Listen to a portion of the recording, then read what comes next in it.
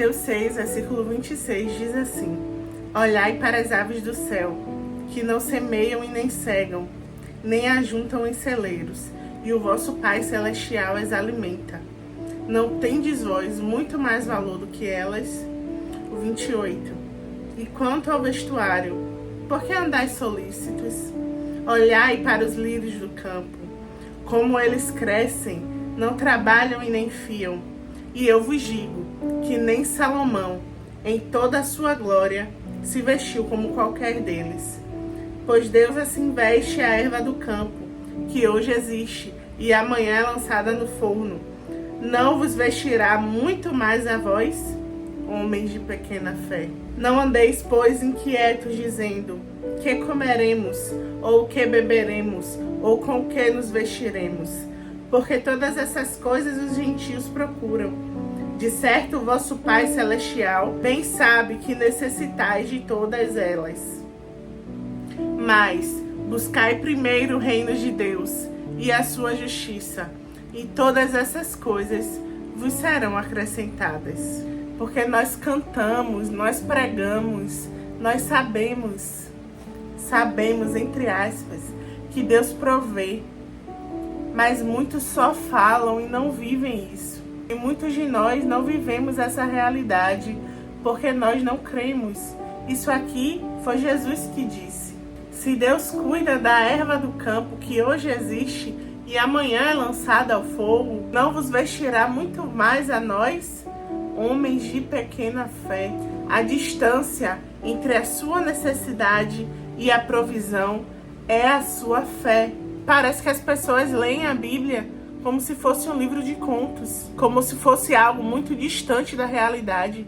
Mas eu vim aqui te dizer que Deus é o mesmo Deus dos tempos que Jesus andou nessa terra. Ele ainda faz milagres, ele ainda provê, sim. Nós precisamos crer mais, porque a Bíblia diz: quando vier o Filho do Homem, porventura achará fé na terra?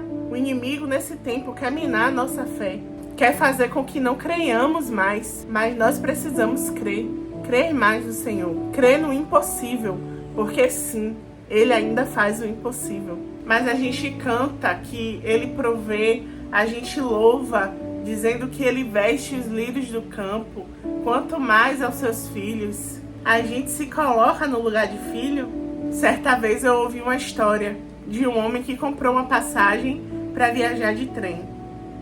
E ele entrou no trem e só tinha o dinheiro da passagem. E ele ficava observando todos comendo, bebendo, tendo regalias naquele trem. E ele nunca se juntava às outras pessoas para comer, beber e ter algumas regalias. No final da viagem, um moço perguntou para ele: por que você nunca se juntou a nós? E o homem lhe respondeu: porque eu só tinha o dinheiro da passagem. O moço lhe disse: você não se atentou ao bilhete? Veja, está tudo incluso. Está tudo incluso na sua passagem. Jesus disse que no mundo teríamos aflições, sim. Mas ele nunca disse que sempre viveríamos de aflição. O apóstolo Paulo escreveu: perplexos, mas não desesperados, abatidos, mas não destruídos. E eu fico me perguntando, sabe, como um Deus tão grande, tão poderoso, Ele governa o universo. Ele dá reis, tira reis, Ele cuida de tudo, Ele governa todas as coisas. E Ele se importa com a erva do campo. Ele cuida de você, Ele cuida de mim. O dia mau chega para todo mundo, mas é nesse dia que o Senhor tem provisão para nós. É nesse dia que o milagre acontece. Ele tem na sua frente como se fosse um quebra-cabeça. E Ele organiza cada peça para que tudo coopere para o seu bem. Então, toda vez que você lê essa passagem, leia diferente. Leia se incluindo, se veja nas páginas das Escrituras. Porque você é o Filho de Deus, de quem Ele está falando aqui. Foi para você que Jesus falou essas palavras, para todos nós que fomos feitos filhos de Deus, porque cremos no seu nome. Em Mateus 7,7 diz assim: pedi e dá-se-vos-á, buscai e encontrareis, batei e abri-se-vos-á, porque todo aquele que pede, recebe, o que busca, encontra, e ao que bate, se abre. A perícope desse texto fala da bondade de Deus. O seu Pai é bom. Prove e veja que o Senhor é bom. Se você provar, você vai ver que o Senhor é bom. A Bíblia diz: e será que, quando você pensar, o Senhor já lhe responderá? Antes que você fale, o Senhor já sabe qual é a sua oração. Quantas vezes já aconteceu comigo de eu pensar: eu quero tal coisa, seja com qualquer coisa, ou algum objeto, algum lugar que eu queira ir, e de repente aparece alguém e me convida. Isso é o cuidado de Deus, com coisas mínimas, com coisas que nem são necessidades, mas por você ser filho, por você ser íntimo dele, ele atende até as suas vontades.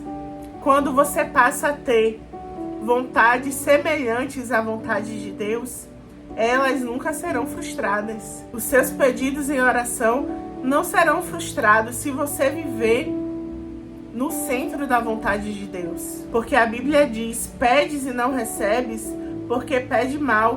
Muitas vezes nós pedimos coisas que estão fora do propósito de Deus para nós. Conheça o Senhor, como disse Oséias, conheça e prossiga em conhecer o Senhor, porque você vai descobrir qual é a vontade de Deus para você. E ela é boa, perfeita e agradável. O mundo espiritual, ele não atende a desespero, ele não atende ao acaso, ele atende a clamor, ele atende a posicionamento, ele atende a princípios. Então, se você seguir os princípios e se posicionar como o Senhor quer, o Senhor vai te responder. Não tem como Deus revogar os seus próprios princípios. Ele não faz isso, porque ele é fiel. Veja como Agar se portou no deserto de Berseba. A Bíblia diz que ela chorou com alta voz e se desesperou. Ela chorou para quem? A Bíblia não diz que ela chorou nos pés do Senhor. A Bíblia não diz que ela chorou em oração. Porque quando você chora em oração, o Senhor te atende. Um anjo pega as suas lágrimas e coloca no odre. As suas lágrimas são orações para Deus e também são incensos diante do Senhor. Só que o mundo espiritual não atende a desespero. A Bíblia diz que Deus ouviu a voz do menino. Deus ouviu a voz de Ismael. Deus não atende desespero, Deus não atende emoções. Apesar de ele se importar conosco, ele atende o clamor de quem pede com fé. Peça e você vai receber. Busque e você vai encontrar. Bata e a porta vai se abrir para você. Faça a sua parte. Eu costumo dizer que a parte de Deus sempre é perfeita, só falta a nossa. Ele está fazendo nesse tempo uma coisa nova. Veja, porventura não a percebeis? Ele ainda abre caminho no deserto. Ele ainda faz rios nos ermos. Ele quer prover mais uma vez. Se nós que somos maus sabemos dar coisas boas aos nossos filhos, quanto mais o Senhor não dará o bem aos filhos dele. Você é filho de Deus. Se coloque no lugar de filho de Deus. Ele quer fazer maravilhas na sua vida. Basta que você creia e se posicione. Que o Senhor continue te abençoando. Se você não é inscrito no canal, se inscreva, deixe o seu like e até a próxima reflexão. Deus te abençoe.